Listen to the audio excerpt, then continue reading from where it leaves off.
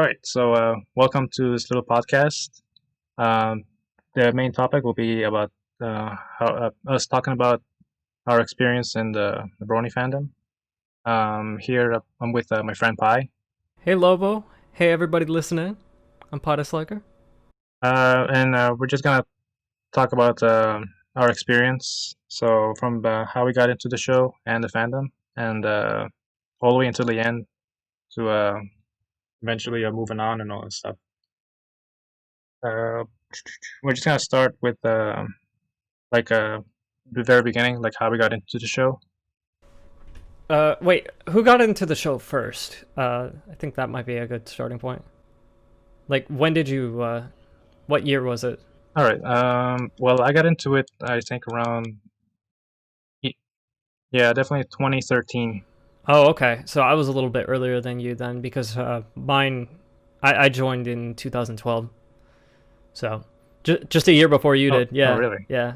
So, so maybe I should start then because, like, I got into the fandom first. Yeah, yeah, that's fine. All right, cool. Uh, all right. So I got into the fandom in May of 2012. Uh, I remember, like, before then, absolutely hating the idea of My Little Pony. I I saw the Brony trend happening, and I was like, wow, these people are just like trolling people, trying to get attention out of people. Uh, they can't possibly like a show for little girls, especially to the degree that they did. Um, so then I figured, okay, I'll give the show a chance. I watched like the first 3 episodes, and I still kind of hated it. But I do feel like judging the show based on the first couple of episodes doesn't really do it justice. One of my friends that actually was into the show convinced me to, hey, just try watching a season 2 episode. So I looked up on YouTube like good episodes to try to get into the show, and that's when I saw Lesson Zero, and I thought, okay, this is actually a really good show, and that episode was significantly better. It was like a season 2 episode. I don't remember what episode exactly, uh, but I remember that the energy of it felt very different. What episode was it again? I don't remember the exact episode number, but I know it was called Lesson Zero. That was like the one where Twilight went crazy. Yeah, that one. Yeah, she had like a lot of crazy faces in it. Yeah, yeah. And she was just going crazy over like not having a friendship lesson or something. I'm trying to remember because it was such a while ago since I've seen it, but Yeah, it was definitely a fun episode, and it helped me get into the show. I think I watched a couple of other season 2 episodes after that, and I actually like really got into it. And I already like I saw like some fan animations and stuff that really did interest me. Like I watched Hot Diggity Demons .mov series, and that was really cool. So I liked yeah. that even before I was into the show, and I kind of realized, oh, you know what? I see what all the hype is about. I'm starting to understand it better. So yeah, I joined the fandom in between the second and third seasons, and I think I watched all of seasons 1 and 2 before season 3 started. I'm pretty sure I did because it was during the hiatus. Yeah. You watched like the last season, the first season too, like to try to catch up and all that. Yeah, yeah, I watched all of the first and second seasons. Yeah, caught up on them, but I didn't necessarily watch them in order. I kind of just watched them in what interested me. And I did have like spoilers of like season 2, the Canterlot Wedding. I know that was kind of like a big episode when it was new. Yeah, Um, so like a lot of people were like really surprised when that episode came out, but I wasn't because I had the surprise revealed to me beforehand, even before I was into the show. So how about you? What was your experience getting into the show? yeah. So I think for my case, I think it started out when I was just watching videos on like the top 10 best cartoons, and I think one, and then obviously one of them was MLP. So it was just more like curious as to like why a girl show was like rank like in one of the best, and I was just curious to look it up, and I think while I was looking on YouTube, I saw one of them a bridge series from I don't know if you know this YouTuber Dawn somewhere. Mm-hmm. Yeah. Yeah, I mean, have you heard of him? I think or watched his videos? Oh, well, I'm a big fan of his stuff. Yeah, yeah. He used to do the videos with the show itself, and he used to like do voiceover. Mm-hmm. Because yeah, back then I kind of also was into like a bridge series. Um, so I liked it. Right. The Um, mentally advanced series. oh yeah, yeah, it was that. Uh, but when I was so at first I was watching those, but then when I got to like the later episodes, I Mm-hmm. kind of was like I didn't want to like spoil myself, so I decided to just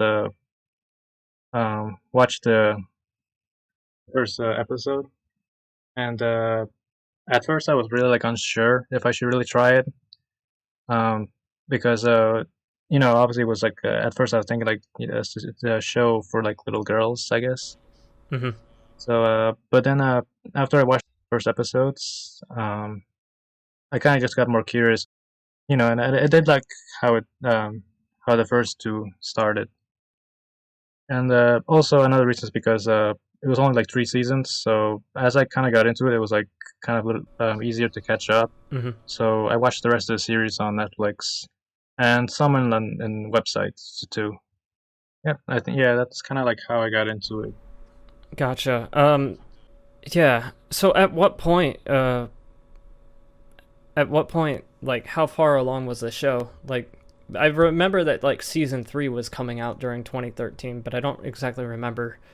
Um, I don't. Actually, no, I start. I think it was April of 2013 is when I started. That was after season three, Oh, okay. So season three had ended at that point. because season four was coming out late that year. Oh, gotcha. Yeah, and yeah, that was also when the first Equestria Girls movie was coming out. It was on the summer of that year. Right. I remember also like after I finished the yeah, because it was three seasons, so I watched most of them on Netflix, and remember the last episode with Twilight Corn. Mm-hmm. You remember that episode? Yeah, that was a big episode. Uh, yeah. The funny thing is that I actually thought it was like the last episode. Uh, Yeah, but then the way it ended, especially with the music and all that, it got me kind of like curious if that was it. So obviously I went to double check on Wikipedia. oh, you thought that was like the series finale at that point? Yeah, I actually thought that was. Yeah. So I just wanted to check, see if it was like the last one. But then as I looked up in Wikipedia, I looked up that they were gonna have a movie, and that was the Quadriga Girls movie. So when I saw that, I was like, I was kind of surprised to see that they were gonna have a movie already. Even though it wasn't the same as the 2017, but they were gonna kind of have the um, it was a limited time on theaters. I think it was like for 2 weeks, Yeah. and yeah, during those months, I was like really into it. So Yeah. that summer, I was with my family on a family trip to the Philippines, and I remember watching the Comic Con updates. They had like animatics and some news about season four. Yeah, I remember that pretty well. A lot of people were very hyped over season four, but a lot of people were also really divided because they didn't necessarily like Magical Mystery Cure. I think people would have liked it a lot more if Hasbro just didn't spoil the episode. Yeah, I kind of missed out in the drama, the season three finale. Oh yeah, I was all in on that drama at the time.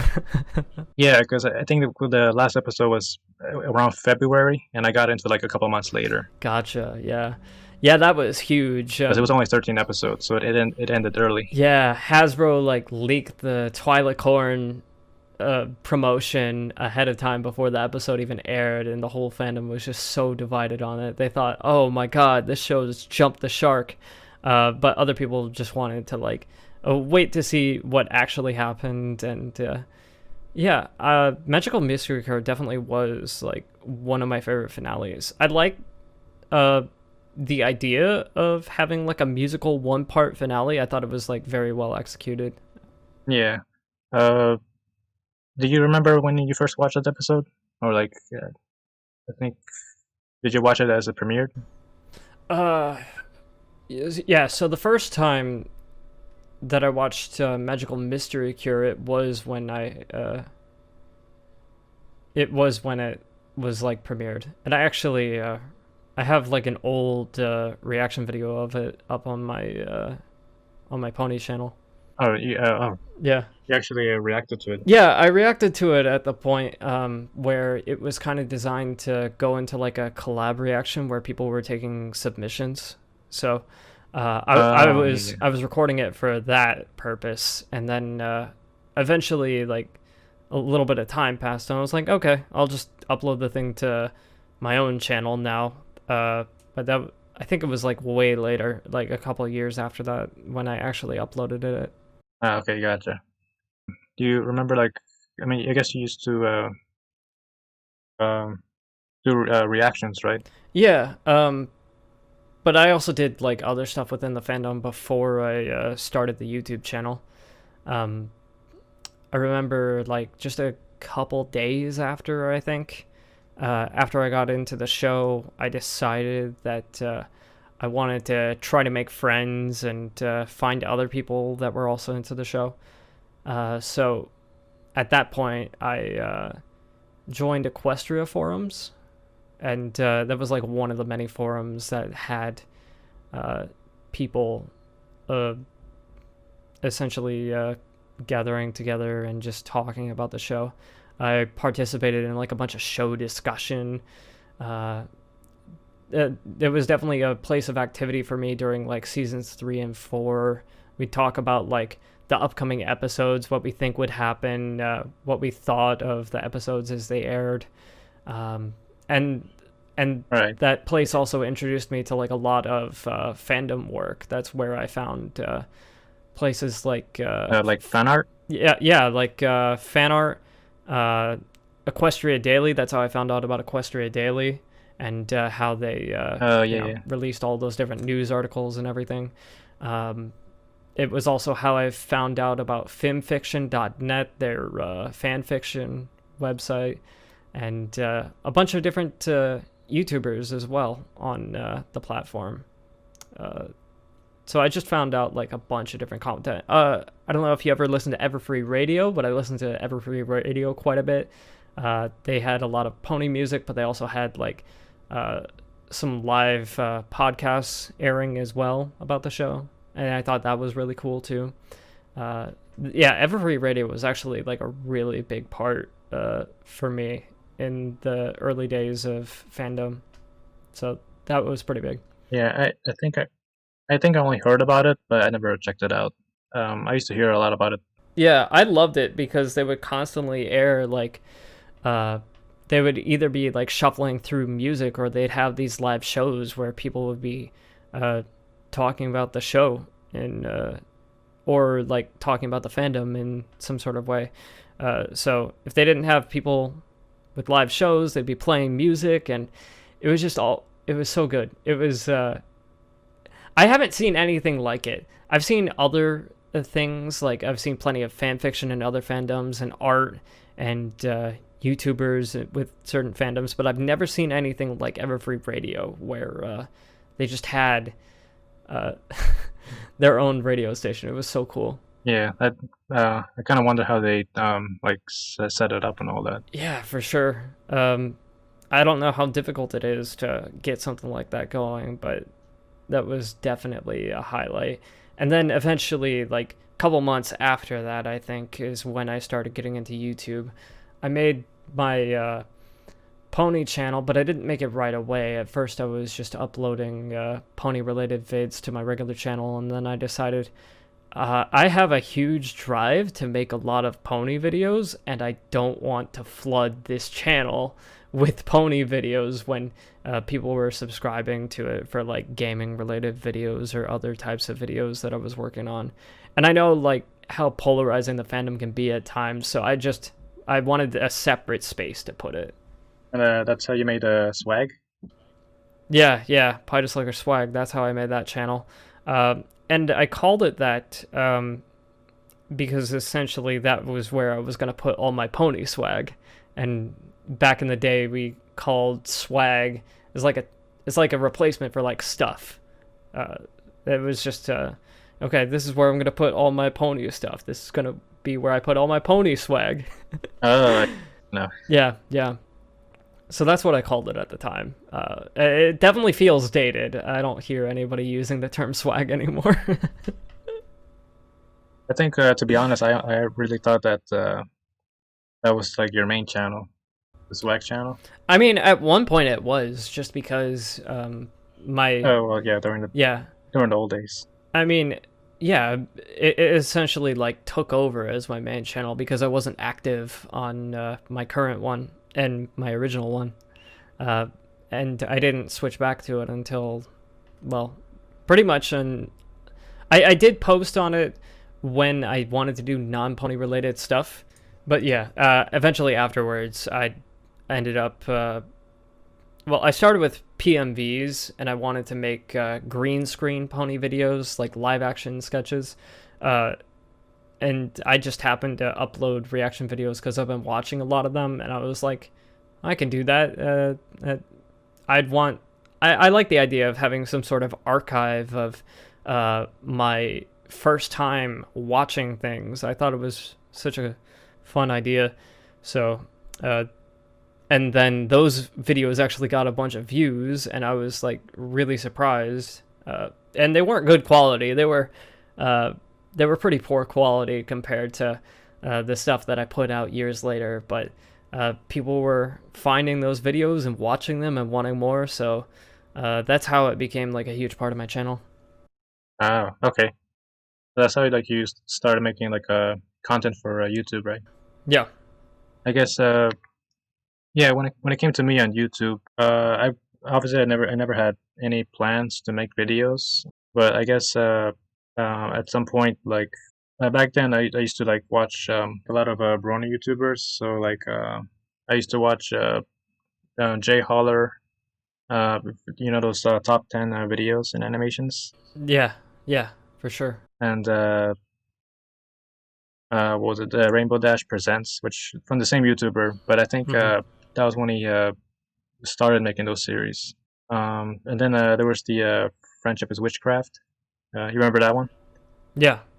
I definitely love Friendship is Witchcraft. And then you remember the Pony anthologies?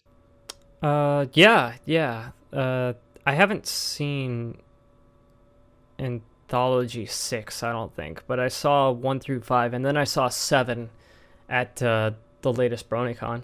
I just realized that there's a whole anthology I haven't seen. Wow. Yeah, I was a huge fan of the anthologies. Yeah, that was a huge project. I only watched the first three and number five. That was the last one I Hmm. watched. Yeah.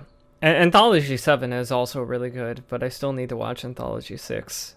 And then also, yeah, I used to watch Argo Daemon. I think that's how you pronounce it. Oh, yeah.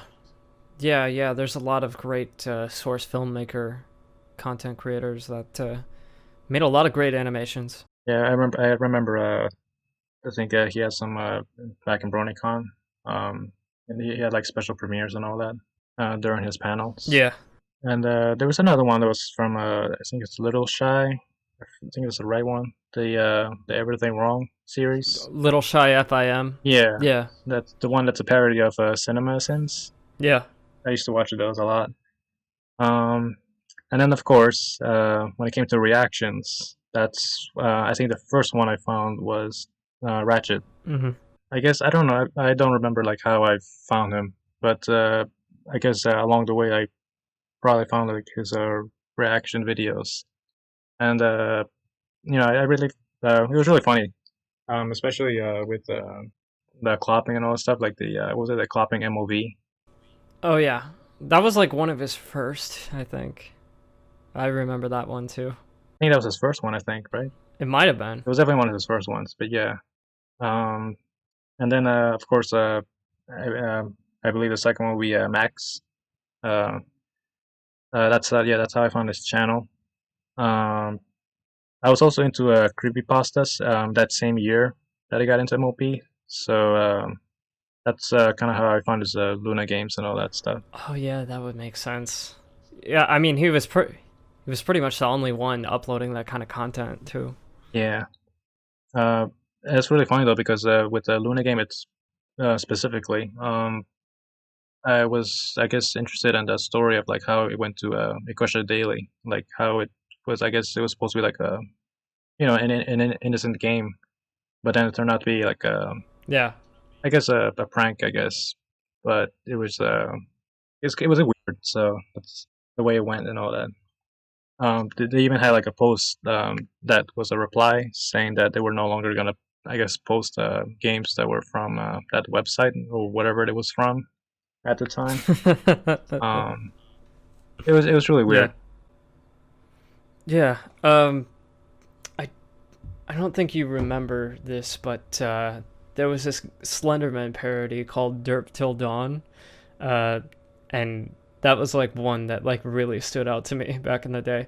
And I didn't think that there were that many good pony related games out there. I think that was a space that was kind of absent. There really wasn't much. There were a few, but they were very minimal and there wasn't much going on in them. But Derp Till Dawn was one of my favorites. Right. I think the one I enjoyed uh, was it the Amnesia one? I forgot it was a Small Horse. Small Horse. That's the one. You remember that one? I don't think I played it. No, but I used to watch Ratchet play it, Yeah, yeah, and yeah. then of course later on I found Alex Side. I think he was um, the third and the only person that I watched. So it was between the three of them. So it was Ratchet, Alex, and Max at the time. Right. And that's when you decided to start making those reaction compilations? Yeah. So I still remember. It was like one night I was watching few videos, and then I guess I stumbled upon one. It was about the Smile HD, and it was a mashup between like between Ratchet, Max, and like six other reactors. Mm-hmm. Um, but then Alex side was left out because he was new at the time. So I guess I had this idea of like I had this idea of doing my own version, but this time just featuring the reactors that I followed. So that's when I started making that's when I decided to make the three together reacting to the same video.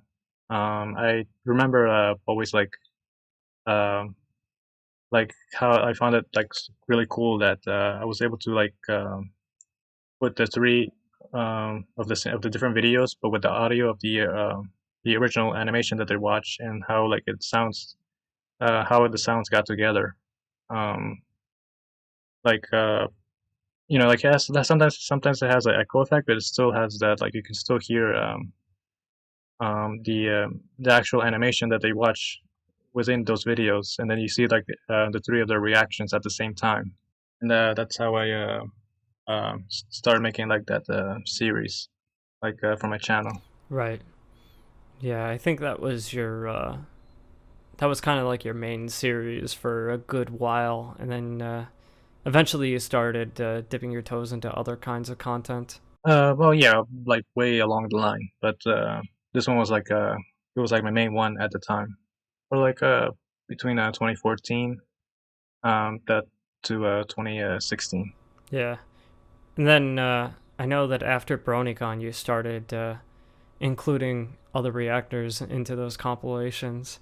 Uh, Yeah, 2015. mm-hmm. That's yeah, because at the time I only knew Ratchet, Alex, and Max, so I wasn't familiar with you or Flying Shark, or any other guys until I went to BronyCon 2015. And then that's kind of how I got the idea of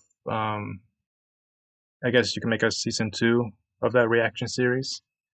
And then I just added all you guys. that I've met in BronyCon. Yeah, yeah, it was definitely really cool. Getting to meet everybody over there. And I know that like you went to, didn't you go to BronyCon 2014, the one before? Because we went. My first one was 2015, but did you go to the one before? I'm trying to remember. Okay, so yeah, 2014 was my first one. I think yeah, the reason why I went to that one specifically was because it was like the most popular one. So I guess I wanted to go to one that was, that was fairly popular. I don't remember like how I decided to like wanting to attend. But I guess actually maybe it's because I guess I was so into the fandom at the time that I was like, maybe I should check out a convention or something, and I guess that's kind of how that's how it went. Um, I remember when I was gonna go there, I wanted to meet Alex because I saw his videos that he was gonna go there, and same with Ratchet. And yeah, this was uh, but then of course to go there, I just went with my family. They drove me there, so and then I guess also I had this idea to like vlog it. So at the time, I only had my phone, my old phone. So I decided to like do like my first kind of a vacation video. So that's kind of how it went. That's how when I decided to record everything as much as I can and to remember to look back on. Yeah, for sure. Um, it feels like during those times you learned a lot about vlogging and making those vacation style videos. Uh, I feel like yeah, you did make a lot of those vlog style vacation videos, and I noticed like a lot of growth every time that you kept making them. Like I would just notice things that you were like learning how to get better at it and how to just make higher quality videos and everything. Yeah, they were always enjoyable. Oh yeah, yeah. Thanks. But yeah, I mean, yeah, 2014 was my first trip there. I mean, like with to like the idea of vlogging because I have been to places in the past, obviously, but I never had at the time I never had the idea of making YouTube videos and all that. So I just obviously when I went, like my first trip to Japan or Germany, in the Philippines, like um, I mean, if I was into YouTube at the time, I would have vlogged those or I would have filmed, but obviously I didn't because I wasn't into making videos at the time. But because of MLP, pretty much, um, then that's when I decided to make YouTube videos, and then I had the idea of vlogging, and then of course for this one I used my phone. But in 2015, I had this because I went to look back at my 2014. I was like thinking like I should like I wanted to make it look better. And I noticed there were some where like it was the angle was uh, horizontal um, or vertical. And I wanted to make one with an actual camera. So that's when I got the camera, and that's how I was able to get better quality for BronyCon 2015. And since then, I've been using a camera since all the way up until now. Well, until Montreal 2018. And then did you get a new camera after that, or has it just been like the same one? You just haven't gotten to use it again. No, it's the same one. It's just still the same one. I haven't really had the need to like get a much newer one. Yeah, back in the day, I just recorded from my phone as well. I didn't have a good camcorder to work with until yeah, it was probably Montreal Comic Con 2016, 2018, one of those. I don't remember which one. 2016. Is that when you got yours or? I don't remember. It Uh, was Actually, no. Maybe it's when it was 2018. Yeah, I think because uh, that's when we did that little. Remember we would film each other yeah, with your camera. Because I think it's 2016. I was the one filming most of them. Of course, that was the last day. Yeah, I think it was 2018. probably. Yeah, I guess that would make sense. Um, yeah, I don't think I've had this camera all that long. I've had it for 2 years now, and it's done me good. I've recorded not only the Montreal Comic Con 2018, but also the last BronyCon. I'm very proud of those BronyCon videos that I put out, um, because I really got a sense of like how how much different the final BronyCon was compared to the previous ones. Even though I've only been to the one in 2015, it was just such a different atmosphere being there.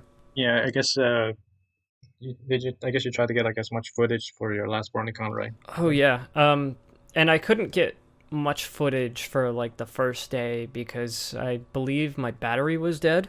So I pretty much just had to spend the time charging it, and then but like second day onward, I started recording more.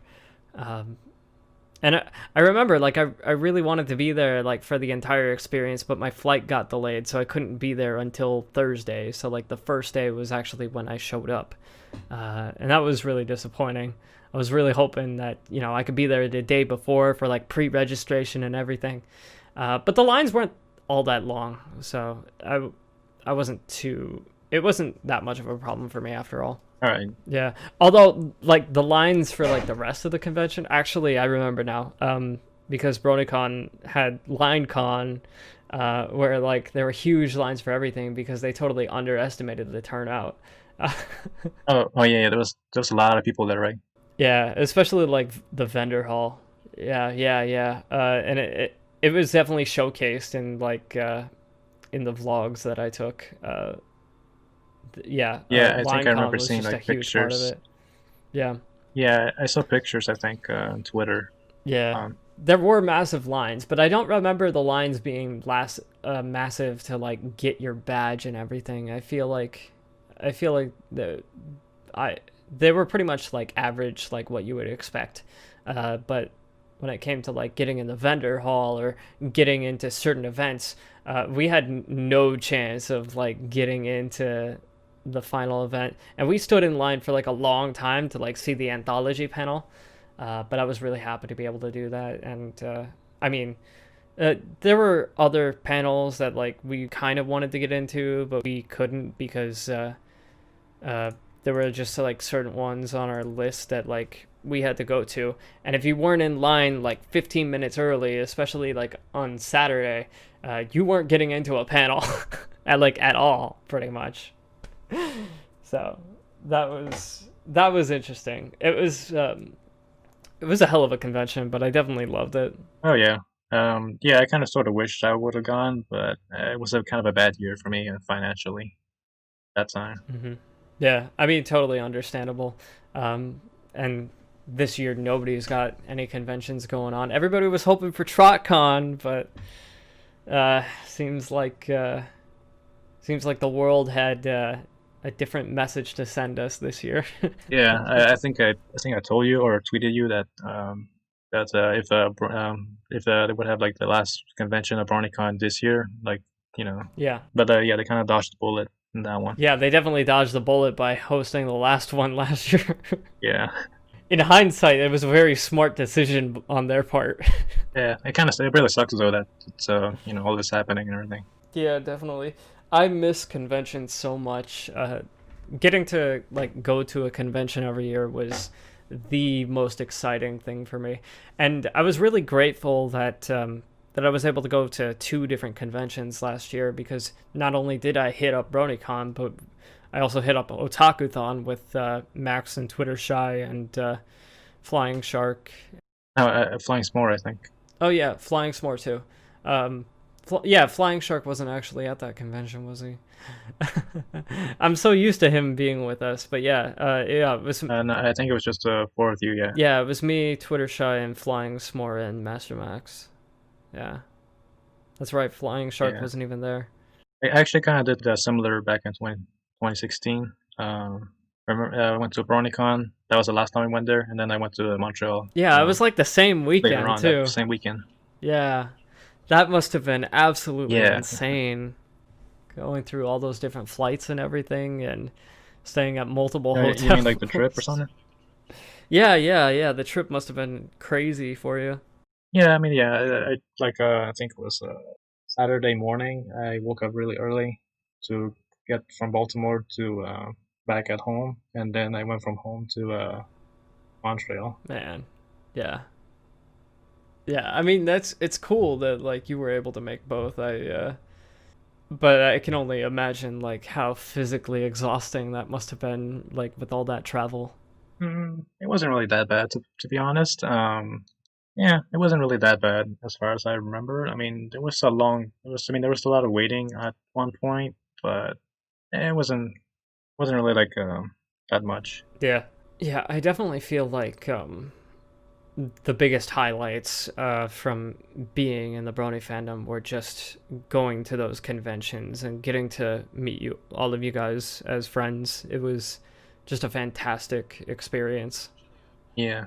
Actually, I have like a story for BronyCon 2015. Like it's really funny though because I guess technically it wouldn't have happened for me to be within that meetup. Um, because back in 2015 for BronyCon, it was my first trip to go by myself or on my own. So I guess my plan was to just to go to the airport and everything, go to the plane, and once I got into the light rail and stuff, I actually met some guys and stuff for a bit, but it was just like a quick meet and greet kind of thing. And then after I got out of the light rail, my plan was to just go to the hotel, get my stuff ready and everything. Then my room gets settled, and then after that, I think it was either I would get my badge first and then come back to eat, or I think no, I ate first and then I went to get my badge. And then after that, my original plan was to just stay in my hotel room and just relax.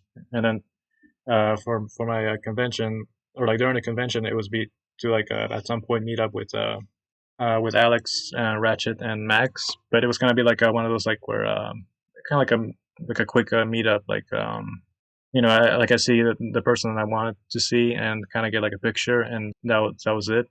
But what happened was I think. Like at that afternoon when I was in my hotel room. I don't remember if I was looking up the hashtag of BronyCon 2015 or if it was a reply, but I think I tweeted something like where like, oh, I'm at BronyCon and I would like to meet Alex, Raj, and Max because they were like a lot of people were at BronyCon 2015, and seeing that it was the first time that all three of them were there, I guess I tweeted that, and I got a reply. I think it was from Master Sonic, and he said that he was with Ratchet. So I was, then I guess I think he also sent me a pic that he was with him. So that's when I replied to him saying that, is it okay to, take a quick trip and to meet with him? And then, he said it was all right, and that's when I decided, like, okay, I'll just take a quick trip back to the convention center and meet with them. And then that's when Sir Sonic was saying that, oh, we're gonna meet with Max as well, because I didn't know that Sir Sonic and Ratchet were I guess friends, or that they really know each other. So after I met with Ratchet and Sir Sonic, I guess they told me that they were waiting for you and Max. That's when I met with you guys, and then surprisingly, Alex, I was there too. So that's what you saw in my beginning of the 2015 vlog. When they mentioned Alex too, I was like, I was also surprised. So, and then that was it. Yeah. Well, I mean, Max and Flying Shark and I booked a hotel room together, Right. and Alex and I just happened to be staying in the same hotel as us. So Yeah. that's how we kind of all ended up together. And then, I think, yeah, we probably got a message from Sir Sonic, and he was telling us to like meet up with you guys and everything. So that's how it happened. Yeah. Yeah. It's really funny, like how it's like it's connecting the dots kind of thing. Yeah. Yeah, and I definitely wanted to go to BronyCon, and but like I only really wanted to go if I was going to be able to hang with friends. So that's why I was trying to get like Mastermax and probably Sir Sonic and Flying Shark, and I was just seeing like all these guys that were like showing up. I was like, okay, yeah, cool. So I'll probably get to room with some people, and Yeah. we can hang during the convention. And I don't think I expected as many of us to like get to hang together as we did, but it was really cool that we did. Yeah. Me neither, actually. Yeah. It's really funny though because yeah, like I was originally I was just gonna like maybe go to some panels and stuff. Definitely go to the marketplace and kind of do things on my own, which technically I kind of did back in for 2016 because I was kind of by myself. So, Hmm. but yeah, I did not expect to be hanging out like a huge group and actually being with Max and all you guys, because back then, like before I met up with them, I kind of used to kind of see them as YouTubers, to be honest. Um, how some people they meet up with the YouTuber that they want, and but they're not like super close kind of thing. I mean, like not in that way, I guess. Right. So it's really funny though because at first I used to see like Max like as a YouTuber, but then after I hang out with him with everybody, now I see them as like actual friends. Yeah, yeah, it's definitely cool. Like I definitely admired Ratchet back in the day as a YouTuber. Before I was starting to make videos, and to be able to call him a friend is definitely a nice change of pace. And same for everybody else, even though some more or less I kind of saw more as friends instead of just YouTubers. Like when it came to like forming relationships with everybody. Right. I guess it all depended on like at what point did I meet them. Because if I knew about them earlier, then I might have saw them more as a YouTuber versus if I met them later, I probably saw them more as like a friend. Yeah, it was definitely really cool. I every once in a while I go back and watch some of those old vlogs, and it's an amazing time. Yeah, it's also kind of funny that like the amount of memories that we made and all that.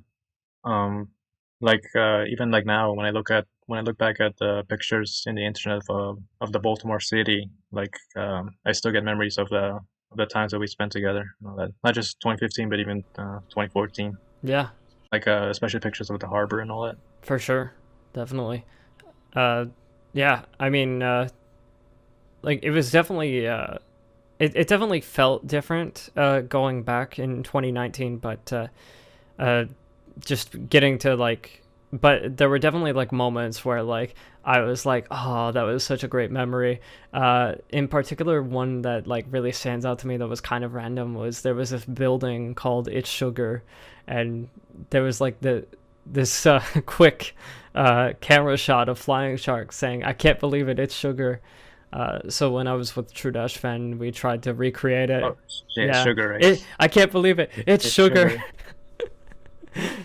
It was great. I can't believe it. It's sugar. Yeah, so just like getting to see like all the same things there, even just the smallest things were great moments. And I remember like some of like the exact conversations that we had at like certain points, almost like getting flashbacks a little bit. But it Right. was pretty Yeah. surreal and pretty awesome. I also remember like well, I guess in 2016 when I was going there, I decided to go to the same hotel as you guys did, which was the Holiday Inn. Yeah. Um, Also because it was closer. Because the other one from 2015, it was like the Renaissance, but it was still like a Yeah. quite a walk there.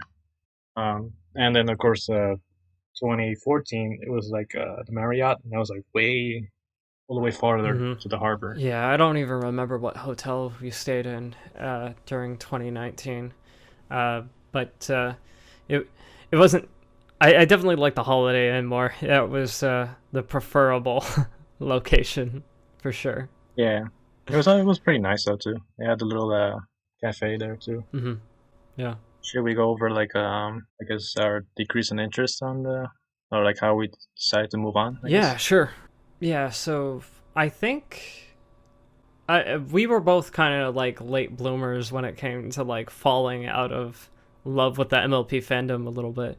Um, I feel like we stuck around longer than most people did. It felt like people kept dropping like year after year and like getting into different things.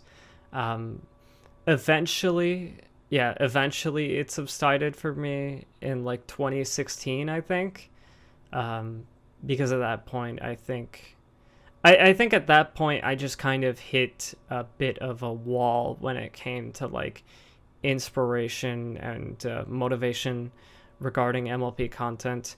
I know that like I watched through season 6 all the way, and I like reacted to all the episodes. But I think at that point, like towards the end of season 6, I was starting to get less and less interested in it. Um, and I think, I don't know, maybe it was just fatigue. I think it definitely didn't help that reaction videos had become controversial, and people were people people were starting to get upset about uh, just seeing them as nothing more than a repost, uh, which was a shame to me because I genuinely did enjoy making them, and the whole purpose wasn't to get a lot of viewership. It was just to kind of archive my thoughts and opinions as I was watching the videos. But I think over time, doing that thing for so long, and also uh, not necessarily like seeing the public go against reaction videos, but seeing content creators be upset with reaction videos. That's what really started to turn me off from the idea, and I kind of just wanted to um, hold back a little bit longer. And I tried here and there, like editing up reaction videos more and making them more um, quote unquote tasteful, I guess you could say, just so that way they would be more legally under fair use if I didn't like show all of their material and everything. But when I started like trying to upload those, uh, people were upset, and I realized, okay, people are gonna get upset either way because some people were like, "No, just keep doing what you're doing. We don't want anything different." And then other people were like, "You shouldn't be doing those things in the first place." And by that point, I was just so done with it that I just really lost any sort of motivation to keep making MLP content. Then I kind of wanted to move on to other things. So I took a quite a bit of a hiatus. I got into streaming a little bit more, and yeah, I got back into gaming for a little bit, and I I was finishing up college at that point, and just trying to uh, kind of sort of find some new ground. And I didn't really get back into YouTube again until recently when I started pushing out my channel. And I think that's more so because I just wanted to like try to grow my channel streaming wise, and gave myself a schedule for like making YouTube videos on the current Piedisliker channel. And I feel like I'm doing a lot better. It is a little bit strange having to go from like having 8,000 subscribers to 800 subscribers. And I mean, I only recently passed the 1,000 sub mark on my current channel. But definitely like having a schedule and like just trying to upload on a regular basis has helped me. And streaming on a regular basis, just, a few days a week has been good for me as well. So that's kind of been my sort of situation. I do want to get back into the show eventually, but I feel like because uh, for so many years, pretty much my only focus was My Little Pony. I feel like that fatigue has kind of stuck with me, and I just want to focus on other things and then maybe get back to the show and either just watch it on my own time or maybe make content again for it. But uh, I wouldn't like put I wouldn't put many chips on it if you're a betting man. So how about you? Yeah. Um, Let me see. I think I would say okay. Actually, it kind of goes like in a kind of two parts because I would say the first part would be like back in 2016. That's when my interest in like Brony videos and all that stuff, or watching Brony videos, kind of went down. Yeah, like like as I said like earlier in 2013 and 14, I used to watch like a lot of YouTubers of Brony channels and all that stuff. But then um, I would say ever since I ended the reaction series back in 2016, that's when around the time when I started kind of losing a little interest in the Brony stuff. But however, I still follow the official content, so I still followed like the main show and Equestria Girls and all that stuff. So then, like around season 7, I believe, that's when kind of wasn't like, I mean, I was into the show, but I wasn't like as into it. Like I guess I wasn't super excited with the new episodes. Actually, to be fair, I was kind of more excited for Equestria Girls, mainly because it was like new and different. With the main show, it's been like quite a few years that and I guess I kind of just like I said, I was still into it, but I just not as much as before. I did like watch the movie too, like in theaters. I Of course, like the movie was a big thing. So 2016 was when I stopped following or what I kind of stopped paying attention to like the Brony stuff. That's kind of also why like with the anthologies, I never watched the later ones because at that time I just wasn't into it. I lost interest, and then season 7, I still like the show, but I wasn't like as into it. But I continued watching the episodes, but it was more like instead of, because back then I used to also watch like reruns, or like I would rewatch some episodes in Netflix, but in the later years I stopped doing that. So it's actually to the point where um, I just watch the new episode once, and that'll be it, unless of course I'm working on videos. And the funny thing is that I still like to do MLP videos, and that's kind of eventually I decided to make the censored series. That got a lot of views, and then I just made like the other bonus videos based on the main shows. So now all that lasted for all the way until pretty much until the end. No, 2018. That's when the leaks happened, and that's when we found out that season 9 was going to be the last one. And me personally, I really wanted to see how the show ended. So like, it was gonna be like where I would drop the show at some point. I wanted to see the end, even though I wasn't like as into it. I still wanted to see how it all ended. And when I found out, well, even though it was leaked at the time, but when I found out that season 9 would be the last one, I was actually put like I was kind of like I was like really like wanted to see if it was gonna be true or not. And then of course it eventually became true. I made like a blog how I thought the leaks were actually real, because when it comes to leaks and all that stuff, usually you'll have the writers or whoever worked on the show to kind of debunk whatever was leaked, or whatever, like fake screenshots or whatever. But when it came to this one specifically, nobody said anything. And of course at the time, a lot of fans thought that they were actually fake. That they thought that, oh, the show is still gonna go on or whatever, or that season 9 wouldn't be the last one. And then of course eventually it was confirmed in the Toy Fair, which is where they release all the news about all that stuff. And also, I did not want to see MLP to go through the Simpsons SpongeBob route where we just keep going on and on and on and on. I had this thought on like how each decade is like dedicated to certain generations. So like the original Gen 1 was like the 80s, then Gen 2 was the 90s, Gen 3 was the 2000s, and now Gen 4 is the 2010s, and then eventually Gen 5 is the current one. Well, actually, we're gonna get Gen 5 for the 2020s. So I would assume that for the later decades, they're gonna be like future generations, just Right. just like about other series. Right now we're at like 4.5. Oh yeah, yeah, and yeah. I think you want to mention like Pony Life. I think.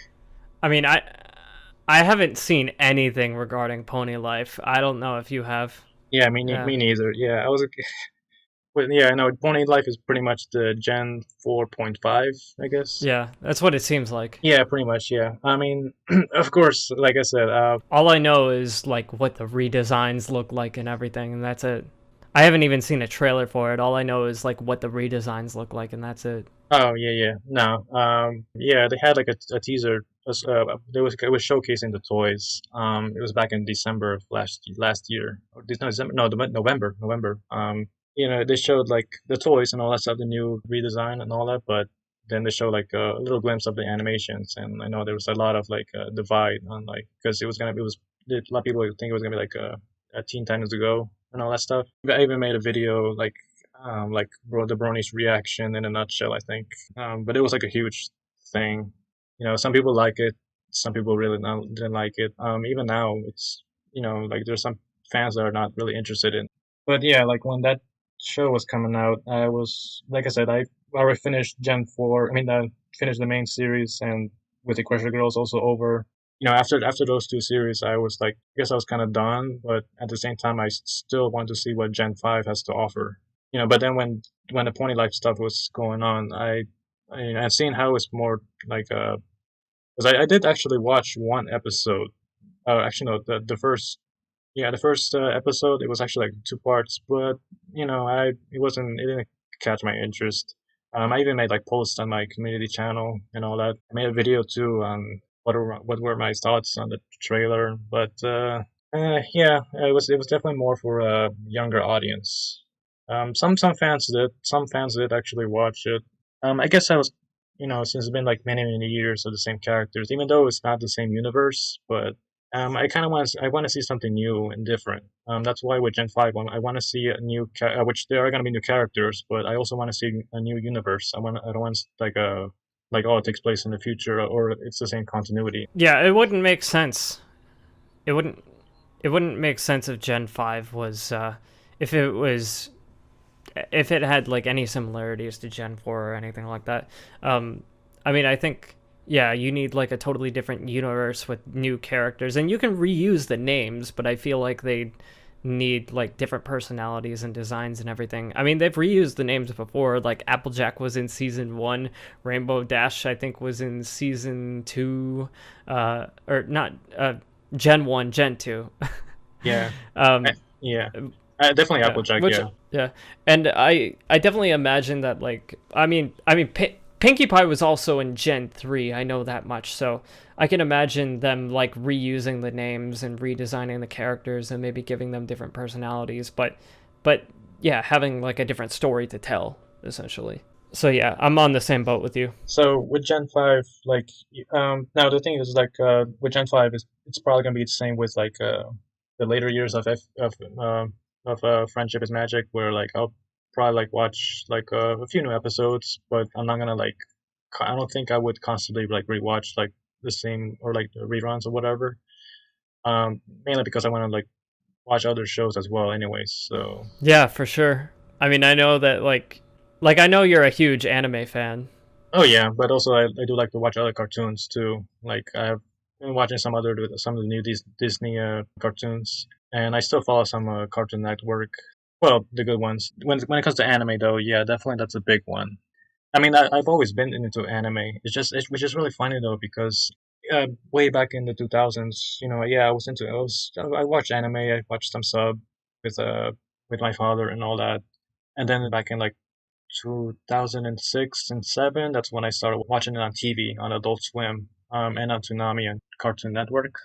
And then at some point, I guess around 2012, the only anime that I followed was Bleach. I guess also it's because it was kind of hard to like watch the sub because there were some websites that I did not know at the time, so it was really hard to like find all these new shows. You weren't very familiar with Kiss Anime.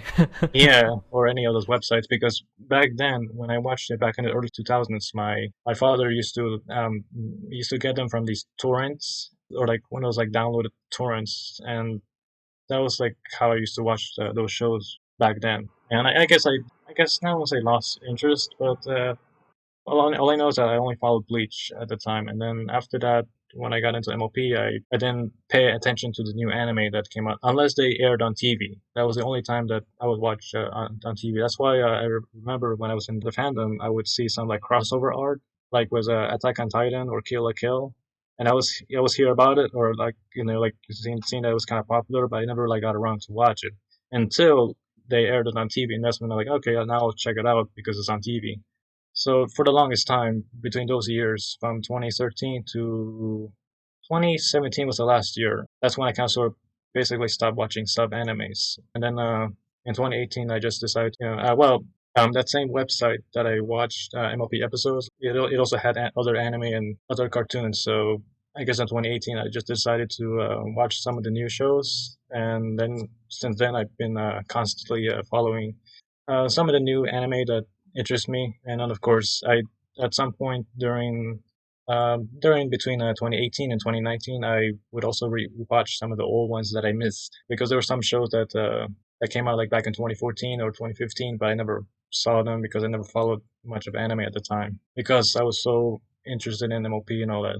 And then of course that's kind of how like now I'm getting like more interested in a bunch of these new shows and stuff in anime, and that's also how I got into a new franchise that I'm into, it, which is Fate. And then of course for my channel, yeah, I guess yeah, I just wanted to make new content because I've been doing like MLP since the very beginning, and I guess since I'm into like anime now, I wanted to do something that was related to anime. Now every now and then I did make some MLP videos, but another reason why also is because now that the shows are over, there's not much new content to make from anymore. Now that Friendship is Magic and Equestria Girls is over, and there's not really much to work on with anymore. They did have this one little miniseries called, I think, Friendship is Forever. It was like a recap video, but it did have some new little footage.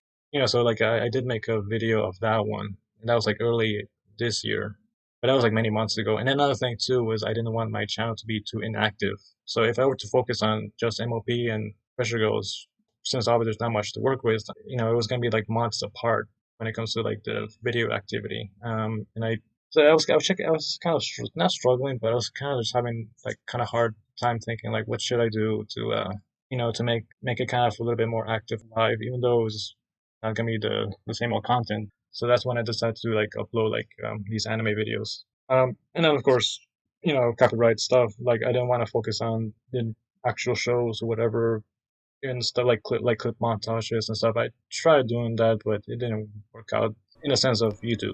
I will say that there have been a few other shows that I've had the fortune of getting interested in since I stopped watching MLP.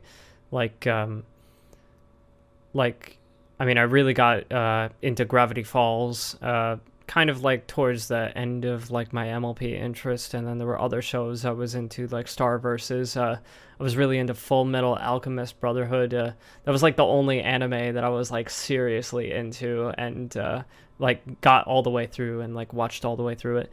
And I was really into Stranger Things, and then I watched Avatar: The Last Airbender for the first time on Netflix, and now I'm trying to get my way through Adventure Time, which is a long one.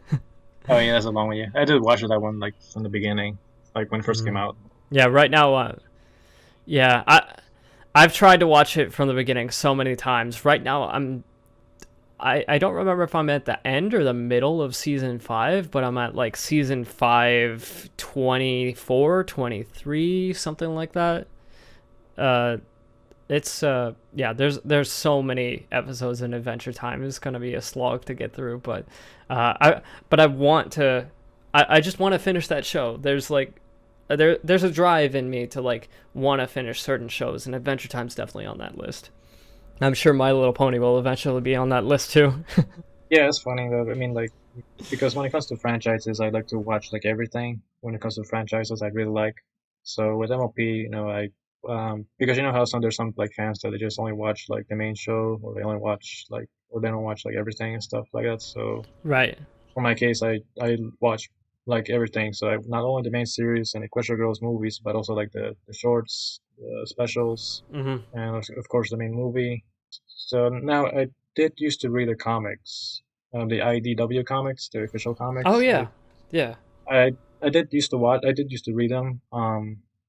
But then at some point I did kind of stop following them because, well, for me personally, it was more of like there was too many retcons and too many like continuity errors. Not errors, but like just like there was a part in the in the comics where Sombra was redeemed, uh, but then you have in the main show in the finale he comes back.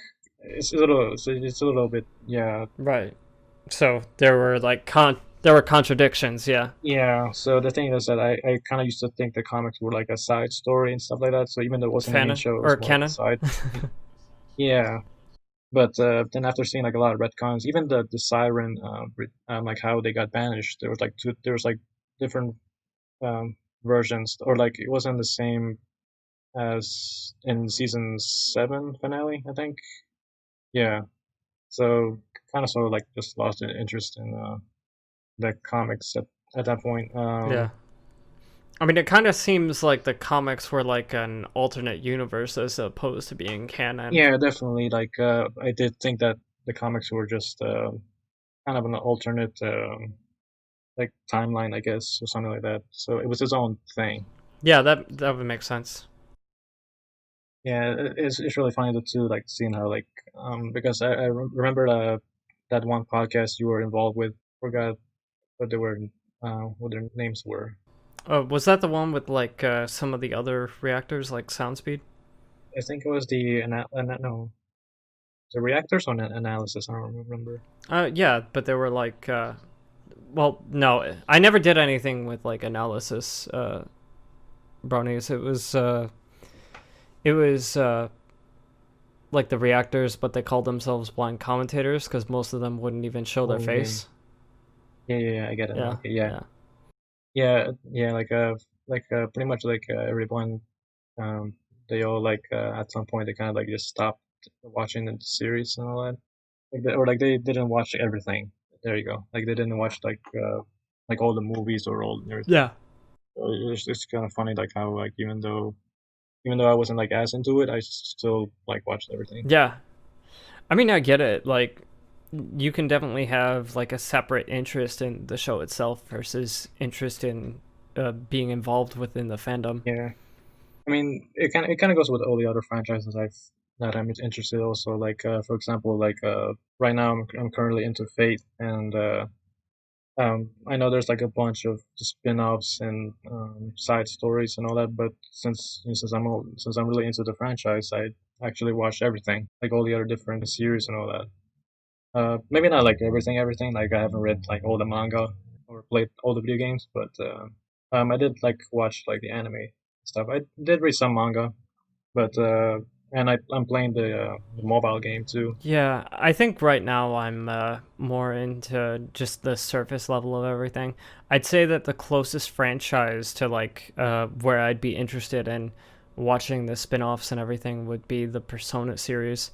I'm kind of taking a break from it since I just finished Royal, but uh, like there's the Persona 5 anime that recently came out with an English dub and everything. Uh, and on top of that, I want to get into like the previous games. Like Persona 4 is definitely on my list, and I want to play Persona 3. But there's also like a bunch of other Persona spin-offs. Like you got Persona 5 Dancing in Starlight and Persona 4 Arena. All these different spin-off video games from the genre that are uh, on my radar, I guess you could say. I'm not so invested that I necessarily uh, am like super excited to get into them, but they're definitely like on my radar, and I've been thinking about it. I'm curious enough to where I could see myself buying and playing some of those spin-off games, and watching the anime and everything. Persona 5 was what got me interested in the games. I just kind of picked it up and played it. All the Persona games have like their own, well, the mainline games have like their own story with their own characters, so you can kind of enjoy them in any sort of order that you want. Which is why I kind of want to work backwards, since I feel like the more recent games are like the higher quality ones because they're kind of like refined and redone to a certain degree. Like I did play a little bit of Persona 4, but I'm gonna go back and I'm gonna start over from the beginning because Persona 4 Golden got released on Steam, and that's like supposed to be like the the modified, better version of Persona 4, essentially.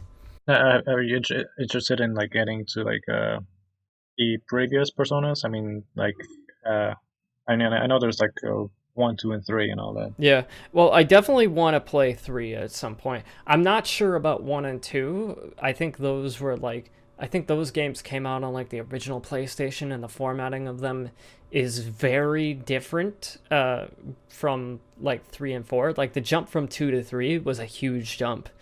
Uh, and I'm just not sure. I'm not sure how interested I'm gonna be in it. I mean, if I still have a huge interest, I might play 1 and 2 at some point. But if you're familiar with like the Fallout series, you know how like there was a huge jump from like 2 to 3, and how they like essentially became kind of like different genres. That's kind of how Persona 2 and 3 is. Oh, well, yeah, I guess because usually I like to like watch also like how it all started. I mean, that's just me. So like so in this case, if I was into Persona, yeah, definitely I would check out the newer ones, but I would also like check out like how it all began.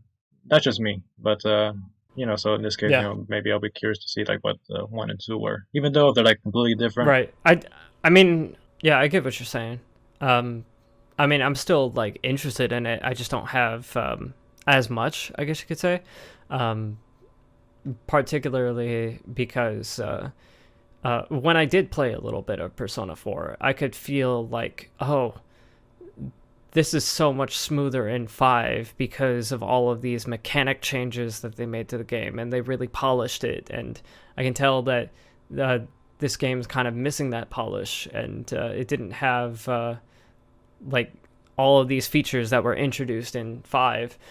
So I can imagine that like going back in the series further to play like Persona 1 and 2, it's going to be just a completely different experience. And it's not necessarily a bad thing. It's just um, I'm not going to get out of Persona 1 and 2 what I got out of 5 or what I'm going to get out of 4. It's just a different it's just a different experience, really. I mean, I know that like if you want to make it like an anime comparison, I know that like a lot of people that were into like Dragon Ball Z didn't necessarily get into the original Dragon Ball. Oh yeah, yeah, that I definitely get. Yeah, I guess you could say that's like the closest comparison I could make anime wise. yeah. I guess so with Gen 5, I guess are you still curious about that? I mean, I'm mildly curious, but I don't have any active desire to watch Gen 5. Um, I feel like I'd want to finish Gen 4 before I go into Gen 5. And I might watch like an episode here or there for fun just because like I might be mildly curious and I want to see like what kind of changes they made. But I can't see myself getting very invested into it unless the storytelling is so good and the characters are made so well that I get hooked again. Yeah, I get that. Yeah, I mean like they are gonna start with the CGI movie next September, and then after that, I guess they're gonna have the season one series. They do have a 44-minute special coming up too, because I guess they did release like this a schedule because apparently Pony Life is getting a season two, but after that, then they have a like a schedule for like the rest of Gen 5, and one of them is gonna be like a 40 special, I think. Oh, nice. Do we have like a year? Yeah, the funny thing is that it's all like in Russian, so it was kind of odd, but apparently next next year is gonna be the season two of Pony Life, and then after that it'll be the Gen 5 CGI movie, and then 2022 it will be, or I think it's gonna be the series. Oh, nice. Well, I hope that goes well, especially the movie. I know that a lot of people are probably going to be interested in that. Yeah, yeah. Like I hope that like it has a really good story and all that stuff. Because obviously with Pony Life, yeah, it was definitely more like definitely for the younger audience. But when it comes to Gen 5, I really hope it's something that would appeal like both kids and adults. So that's kind of what I'm looking forward to. Yeah, for sure. I'm hoping that like the people that are behind Gen 5 were like fans of Gen 4 and want to kind of use that as like inspiration for whatever new story they're building. One thing that I'm actually like, just kind of really surprised though is to see some fans that have been there since the very beginning, that they're still posting like MLP related stuff. Because like for my case, obviously, yeah, I used to do that on Twitter. I used to post like a lot of fan art and all that stuff, and anything or like retweet anything MLP or Equestria Girls related and all that. But but then of course that later on I just decided to focus on different stuff. But sometimes I will see like other YouTubers that, or or anybody from the fandom that have been around for like so long that they're still posting stuff that is related to the fandom. Now, like I can understand fans that have been into the series like maybe like 3 or 4 years ago, but for those I've been like around since like 2011 or 2012, and they're still posting like MLB stuff, and it kind of just makes me think like, or like wonder like how are they not like kind of tired of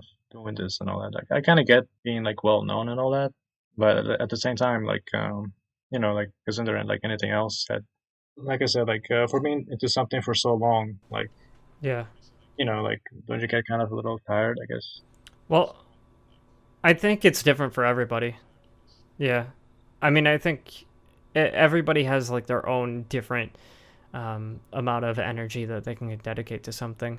Uh, I know plenty of people that dropped off the fandom within like a year or two of being in it. But me, for myself, I think I tend to, when I have an interest, I tend to stick with a dedicated interest for about 4, maybe 5 years before it drops off. And with other things, I know, I'm sure that other people, it's longer for some. It might be like 6, 8, even 10 years, maybe even longer.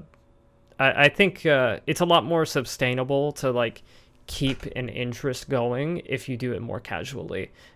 But if you're like more hardcore into it and you spend a lot of time and energy within a fandom, I feel like burnout is going to uh, it's going to happen a lot sooner with the more time and energy that you spend each and Yeah, every day. I think that's kind of also the main reason, like why I'm into anime, because there's like just, at least with anime, there's like so many different stuff and so many different shows that I can get into. But when it comes to like MLP, it's like the same thing over and over and over again, and Right. it gets kind of a little like, a little tiring, I guess. Right. It's just one show. It's Yeah. one cast of I characters. mean, Yeah. yeah, even with Star Wars, for But example, like that, like for me personally, like I like to see different new stuff. So like obviously that's why I like the difference between like the original and the prequels. Like they're both like, yeah, it's the same franchise, but it's different stuff. So in the case with right.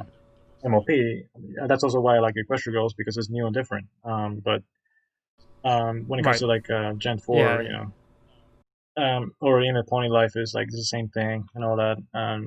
Now with Gen 5, that's why I want things to Hmm. be new and different.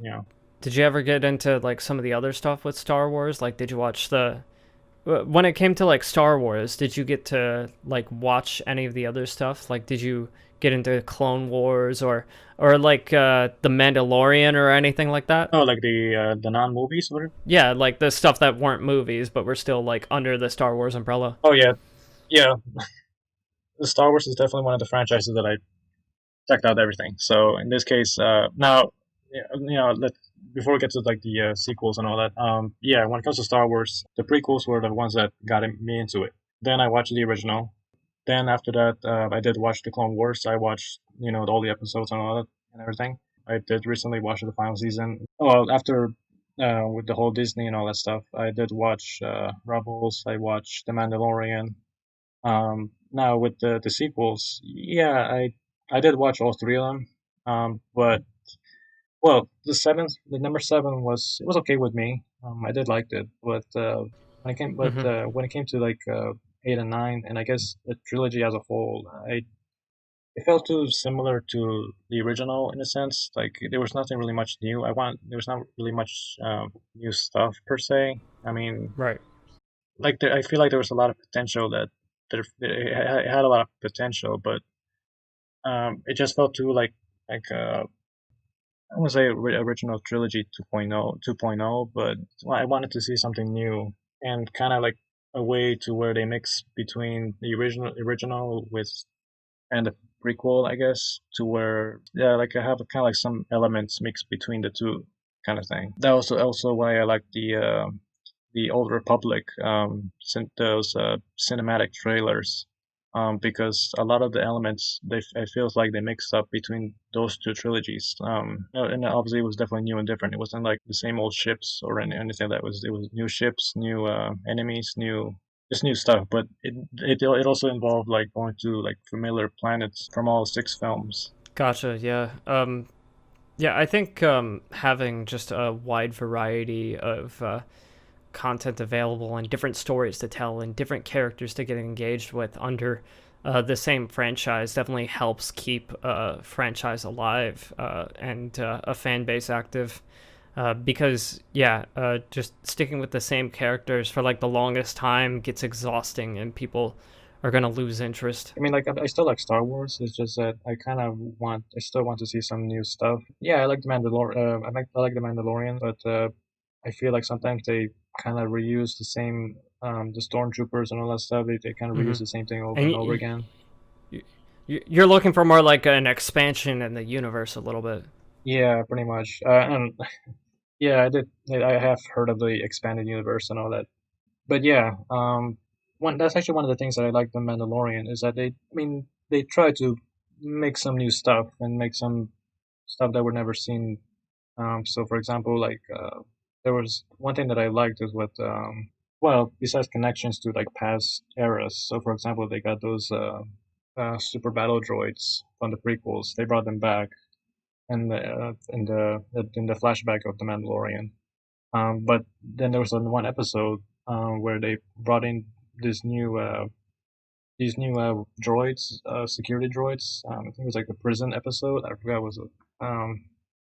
But there was definitely something new. But it was also like I feel like it was definitely an inspiration of something from the prequels. And then like I said, try to mix it up a bit. Right. Yeah, I can definitely understand that. I think the biggest thing that I want to take away from this is that regardless of what we're watching or playing or engaging ourselves with, um, I think it's good that we're still keeping ourselves involved with something, even if we're not necessarily in a fandom, or if we are, if we're enjoying something more casually, that we're still enjoying all these great stories and introducing ourselves to these different universes and characters and getting ourselves involved one way or another. And I'm always going to be involved with content creation, even if I'm not always doing YouTube or streaming. I might be doing something else, whether it's working on art or writing. I've also been playing around with game development on and off. There's all sorts of things that I want to be working on.